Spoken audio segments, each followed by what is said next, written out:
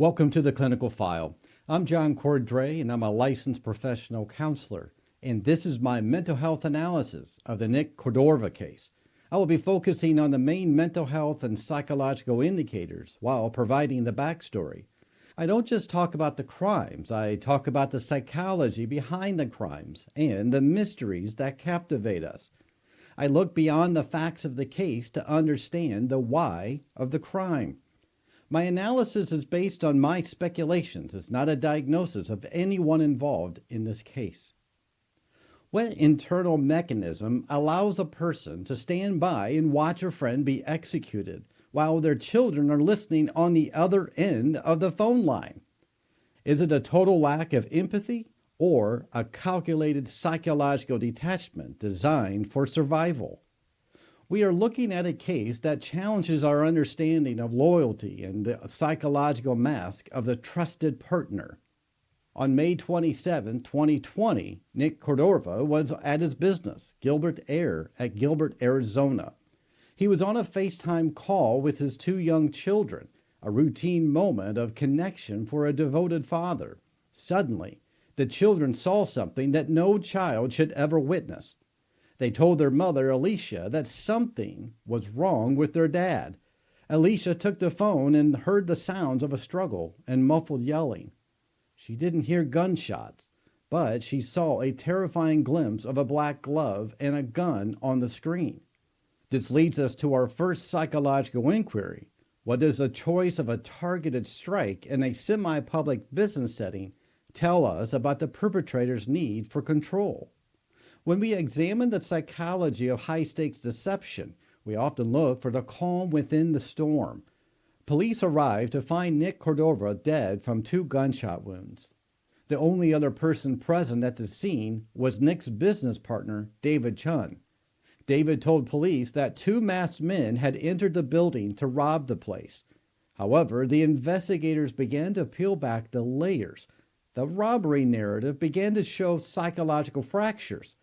Why would a perpetrator choose to leave one witness completely unharmed while ensuring the other was silenced? In my professional speculation, this type of selective violence often points to a specific psychological motive rather than a random act of aggression. The behavior of a survivor in these scenarios is a massive mental health indicator. Typically, a person who just had witnessed a trauma of this magnitude exhibits a fight, flight, or even freeze response that is psychologically difficult to fake.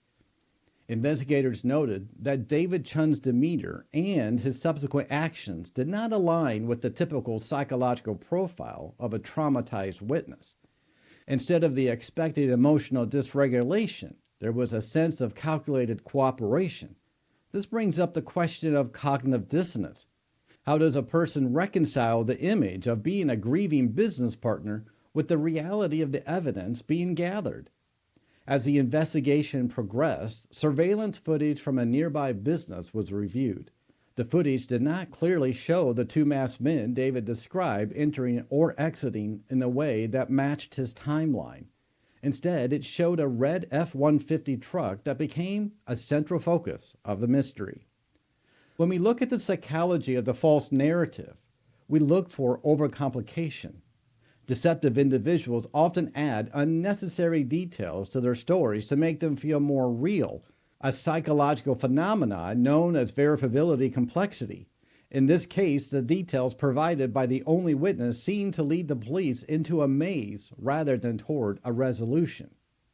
What is the psychological payoff for someone who stays in the orbit of the victim's family after the crime?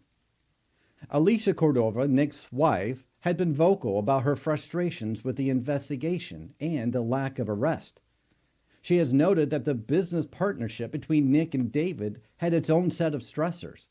In the realm of mental health, we look at occupational stressors as potential triggers for a breakdown in ethical behavior. When a partnership involves significant financial stakes, the psychological pressure can lead to a transactional view of human life. If the perpetrator viewed Nick not as a friend but as an obstacle, the empathy barrier is much easier to cross. This is a red flag often seen in instrumental aggression, where the violence is a means to an end rather than an emotional outburst? Could a person's entire persona be a psychological construct designed to hide a darker, more predatory nature? The case remains officially unsolved, but the psychological weight of the unexplained survivor remains the most jarring element.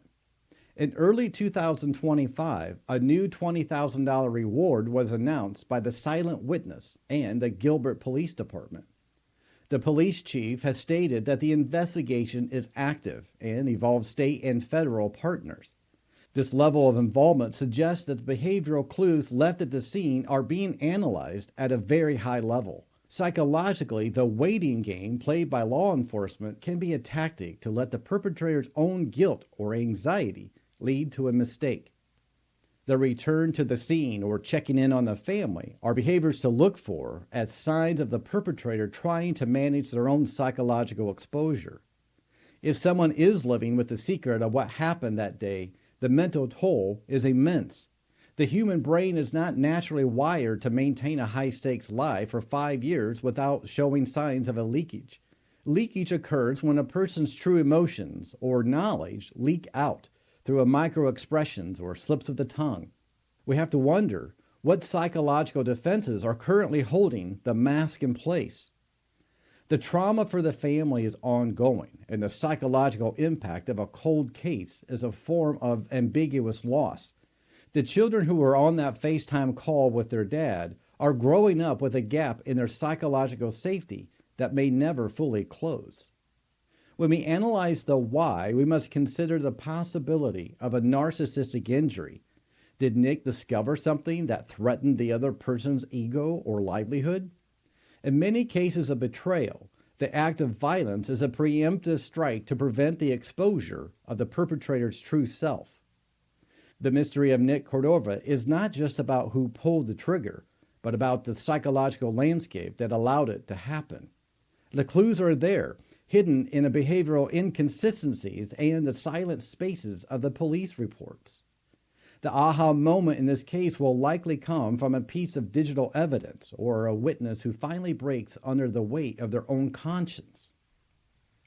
If this killer did know Nick, and we don't know who it is, I'm not placing any blame at all, but if this person did know Nick, there was likely a very specific reason for this murder to happen. Did Nick know something? Did he find out something?